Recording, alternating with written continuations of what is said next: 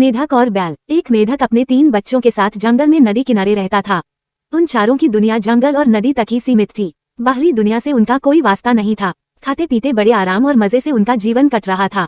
मेढक हृष्ट पुष्ट था। उसके बच्चों के लिए वो दुनिया का सबसे विशालकाय जीव था। वो रोज उन्हें अपनी बहादुरी के किस्से सुनाता और उनकी प्रशंसा पाकर फूला नहीं समाता था।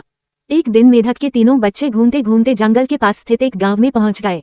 वहां उनकी दृष्टि एक खेत में चरते हुए बैल पर पड़ी। इतना विशालकाय जीव उन्होंने पहले कभी नहीं देखा था। वे कुछ डरे, किंतु उसकी विशाल काया को देखते रहे। तभी बैल ने हुंकार भरी और मेढक के तीनों बच्चे डर के मारे उल्टे पांव भागते हुए अपने घर आ गए। बच्चों को डरा हुआ देखकर जब मेढक ने कारण पूछा तो उन्होंने विस्तारपूर्वक बैल के बारे में बता दिया। इतना बड़ा जीव हमने आज से पहले कभी नहीं देखा। हमें लगता है दुनिया का सबसे विशालकाय जीव आप नहीं वह है। अपने बच्चों की बात सुनकर मेढक को बुरा लगा। उसने पूछा, वो जीव दिखने में कैसा था? उसके 4 बड़े बड़े पैर थे, एक लंबी सी पूंछ थी, 2 नुकीले सींग थे, शरीर तो इतना बड़ा कि आपका शरीर उसके सामने कुछ भी नहीं। बच्चे बोले। ये सुनकर मेढक के अहंकार को जबरदस्त ठेस पहुंची। उसने जोर के सांस खींची और हवा भरकर अपना शरीर फुला लिया। फिर बच्चों से पूछा, क्या वह इतना बड़ा था? नहीं, इससे बहुत बड़ा। बच्चे बोले। मेढक ने थोड़ी और हवा भरकर अपना शरीर और फुलाया। क्या इतना बड़ा?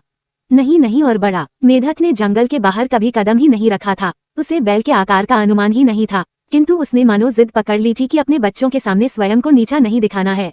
वह जोर से सांस खींचकर ढेर सारी हवा अपने शरीर में भरने लगा। उसका छोटा सा शरीर गेंद के समान गोल हो गया, किंतु इतने पर भी वह नहीं रुका। उसका शरीर में हवा भरना जारी रहा। उसने इतनी सारी हवा अपने शरीर में भर ली कि उसका शरीर वह संभाल नहीं पाया और फट गया। अपने अहंकार में मेढक के प्राण पखेरु उड़ गए। सीख, अहंकार पतन का कारण है।